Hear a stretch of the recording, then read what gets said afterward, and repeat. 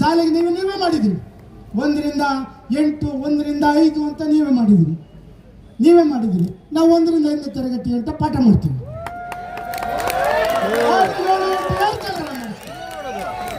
ದಯಮಾಡಿ ಪರೀಕ್ಷೆ ದಯಮಾಡಿ ಸುಮ್ಮನಿರಿ ಒಂದು ನಿಮಿಷ.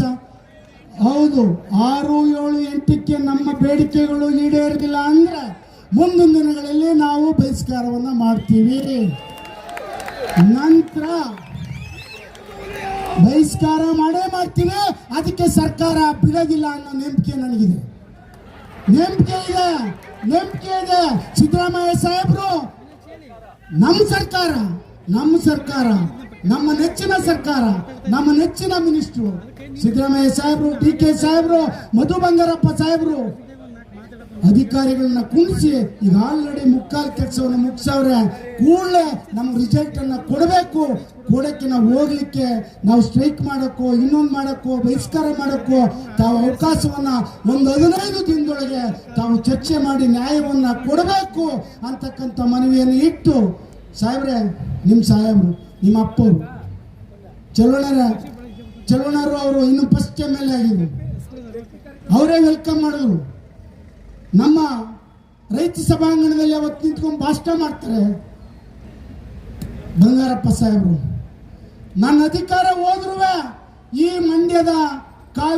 ಮಂಡ್ಯದ ಜನರ ಕಾವೇರಿಯ ನೀರಿಗೋಸ್ಕರ ನಾನು ಸುಗ್ರೀವಾಜ್ಞೆಯನ್ನು ತತ್ತೀನಿ ಅಂತಾರೆ.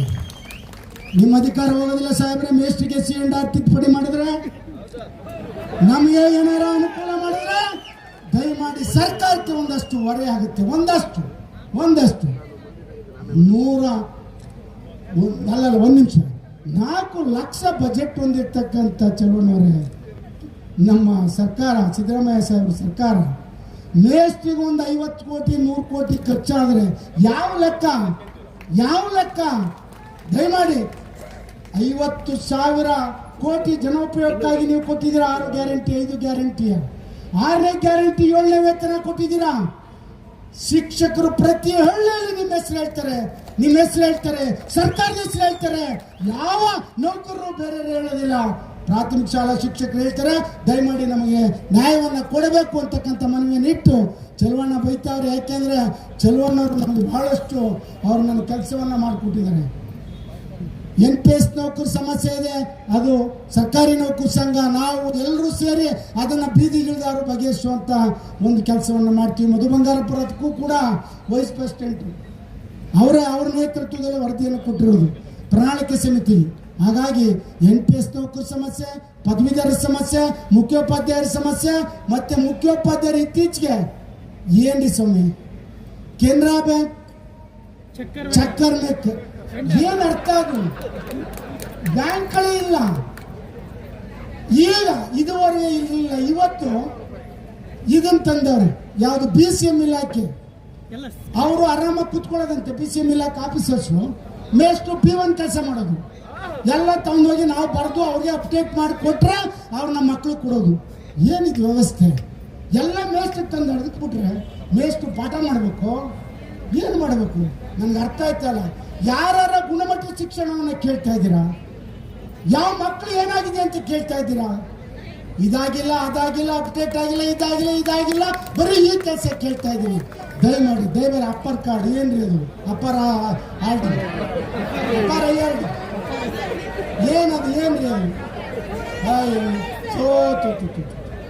ನಿಜವಾಗ್ಲೂ ನಿಗಾಡಬೇಡಿ ನೀವು. ನಿಮ್ಮ ನೋವು ನನ್ನ ಬಾಯಿಂದ ಹೇಳ್ತಾ ಇದ್ದೀನಿ. ದಯಮಾಡಿ ಮಾನ್ಯ ಮಧು ಬಂಗಾರಪ್ಪ ಸಾಹೇಬರಲ್ಲಿ ವಿನಮ್ರವಾಗಿ, ಮಂಡ್ಯದ ನೆಲದಲ್ಲಿ ನಾನು ನಿನ್ನೆ ಕಾರ್ಯಕಾರಿ ಮಂಡಳಿ ಹೇಳಿದ್ದೀನಿ, ಮಂಡ್ಯದ ನೆಲ ಚಡ್ಡಿ ಮೆರವಣಿಗೆ, ಕಾವೇರಿ ಹೋರಾಟ, ಚಳವಳಿ, ಸತ್ಯಾಗ್ರಹ ಮಾಡಿದಂತ ಈ ನೆಲದ ನಾಯಕ ಚಲುವರಾಯಸ್ವಾಮಿ ನಿಮ್ಮ ನಾಯಕತ್ವದಲ್ಲಿ ಹೇಳ್ತಾ ಇದ್ದೀನಿ.